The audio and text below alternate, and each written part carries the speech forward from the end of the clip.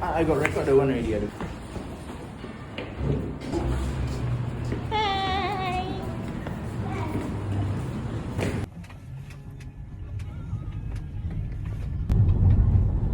I want to play the hat. You play the what?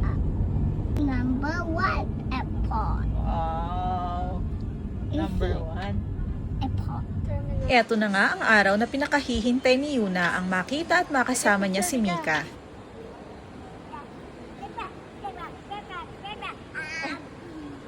One, two, three. Oo. Hinihintay nga pala namin dito si Daddy at saka si Kuya Ben kasi hindi kami kasya doon sa grab car na narentahan namin. Kaya naman nag-book na lang sila ng ibang masasakyan. Ay, happy na si Inday at saka si Dudong. Tingnan nyo naman. At sobrang happy na rin itong dalawang ito dahil miss na miss ang isa't isa. Dito nga pala kami kakain ngayon ng dinner sa Royal Host Japanese Restaurant. At talaga namang mapapalaban na naman ako neto. Yan at si Daddy. Si Yuna at si Daddy, pareho nga pala sila ng kakainin. Last time na kumain sila dito, wala pa kami, ay ito yung in-order ni Daddy at talaga namang nagustuhan niya. Kaya naman, ito yung recommendation niya para kay Yuna sa araw na to. At hindi nga siya nagkamali dahil talagang nagustuhan ni Yuna at naubos niya ito. Nanggaling na nga rin pala kami dito last December, hindi namin kasama si Daddy, pero kumain lang kami ng dessert. At dahil nga natikman na ni Yuna ang ice cream dito, instead of going somewhere else, ay dito na rin kami kumain ng dessert. Dapat talaga, 2 scoops of ice cream lang talaga yung sa akin. Kaya lang, ito yung in-order ng asawa ko, yung may mga whipped cream pa. Ayoko pa naman ng ganun. Tapos eto naman yung kay Yuna tsaka kay Daddy, parehas sila ng in-order. Sakura ice cream nga pala yan at kung mapapansin ninyo, yung mga flowers na yan sa ibabaw ay dried sakura. Tapos kinakain pala yan, pero hindi kinain ni Yuna yung sa kanya. Tinikman lang niya at salty daw. Pagkatapos namin kumain, ay sasamahan naman namin si Daddy sa Gundam store. Nagmamadali si Daddy na pumasok dito sa store kasi nga baka mamaya maunahan siya doon sa gusto niyang bilhin. Sabi pa niya, ibibilhan daw niya ako ng isa at maglaro din daw ako ng ganito. Ay naku, ayoko maglaro ng ganito at sumasakit ang ulo ko.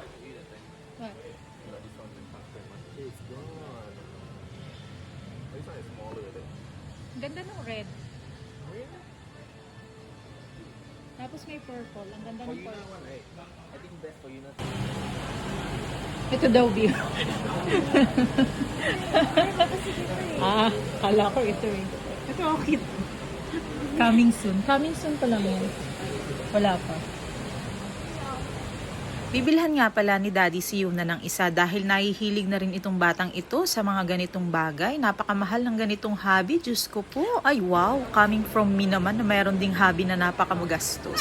Inukumbinsi nga pala ako ng asawa ko na subukan ko nga kahit isa lang daw. Hindi ko talaga trip yung mga ganyang klase ng hobby na magbabasa pa. Yung habang binubuo mo na nga siya, babasahin mo pa yung step by step, yung instruction kung paano gagawin. Ang sakit sa ulo. Kaya kung mapapansin ninyo, pagdating sa crochet, puro freehand lang talaga yung ginagawa ko. Hindi ako nagpa-pattern testing, hindi ako bumibili ng mga pattern, especially yung mga written pattern dahil ayoko ng ganun, parang mas nai-stress ako sa ganun. Nung nasa Pinas nga kami, nagpabili sa akin si Yuna ng ganyan na binubuo. Maliit lang siya, so bumili ako ng 4. Tapos, nung time na nilalaro na nila ni Michelle, ni Kokoy, at saka siya, tinatanong nila sa akin kung paano daw yun at paano daw yan. Sabi ko, ay Diyos ko po, sa huli, ako din pala ang pagtatanungan itong mga batang ito. Ay wala talaga akong ka-skills sa ganyan. Dahil wala rin naman pagpipilian itong mga batang ito, kundi tulungan ko. Ay di, ayun, napilitan din akong tulungan na buuin yung ginagawa nila. Pero sila pa rin naman ang tumapos. At pagkatapos nga naming bumili, ay bumaba na kami para hanapin yung aming mga kasama dahil naghiwa-hiwalay nga kami kanina sa restaurant. Nakita namin sila sa Watson at iniwan na muna namin si Yuna doon dahil pupunta muna kami dito sa Challenger para humanap ng mouse ang asawa ko.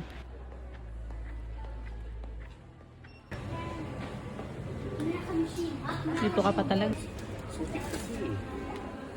It's too big for me. So big eh, malaki kamay mo. Logitech. Logitech.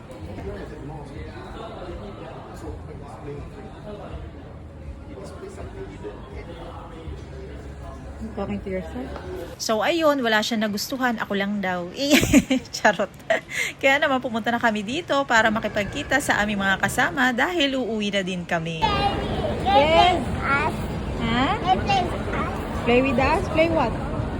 Touch. Touch water? See when I'm moving side. Yeah, I catch you. Laro lang ng konti pagkatapos ay uwian na.